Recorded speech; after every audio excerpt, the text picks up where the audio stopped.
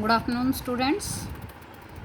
हमने लेसन पढ़ा था नादान दोस्त, कल उसका पार्ट सेकंड पढ़ा था।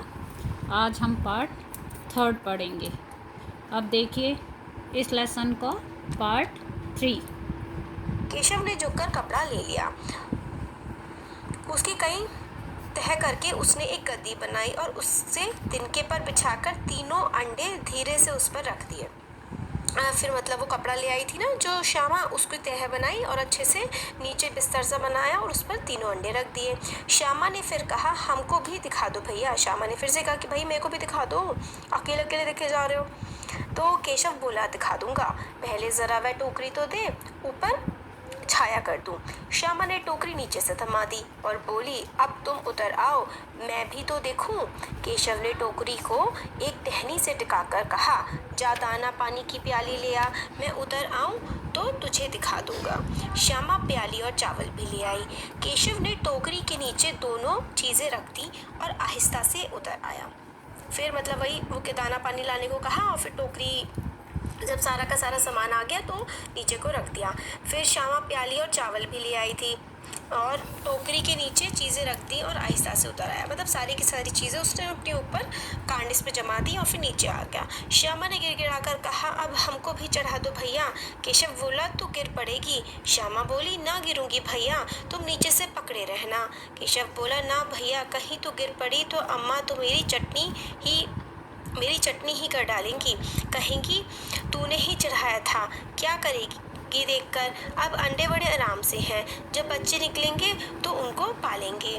दोनों चिड़िया बार बार कार्निस पर आती थी और बगैर बैठे ही उड़ जाती थी। केशव ने सोचा, हम लोगों के डर से नहीं बैठी थी। स्टूल उठाकर कमरे में रखाया, चौकी जहाँ की थी वहाँ रख दी।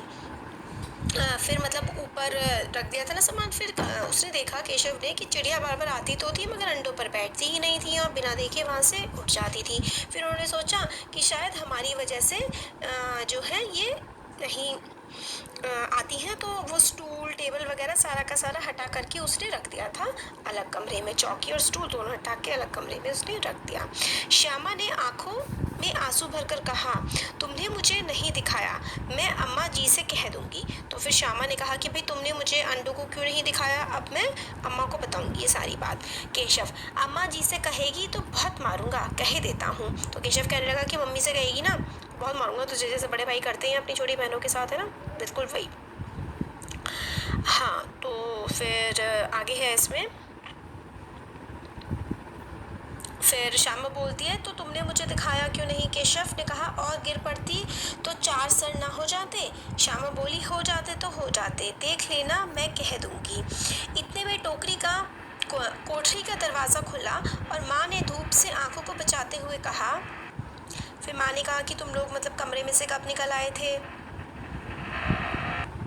फिर मतलब उनकी माँ आ जाती है। माँ एकदम से दरवाज़ा खोलती हैं और देखती हैं दोनों के दोनों बच्चे बाहर हैं। तो भाई केशव को लगता है कि भाई अब तो माँ अब ये बता देगी श्यामा और माँ से खूब पिटाई होगी, मगर श्यामा माँ को नहीं बताती है। और फिर माँ बोलती है कि दोनों बच्चे तुम लोग यहाँ धूप में क्या कर रहे हो, चलो कमरे में चलो। दोनों को कमरे में ले जाती हैं और कमरा वो बंद कर लेती हैं। इसका सेकेंड पार्ट हो गया। अब ये इसका थर्ड पार्ट है।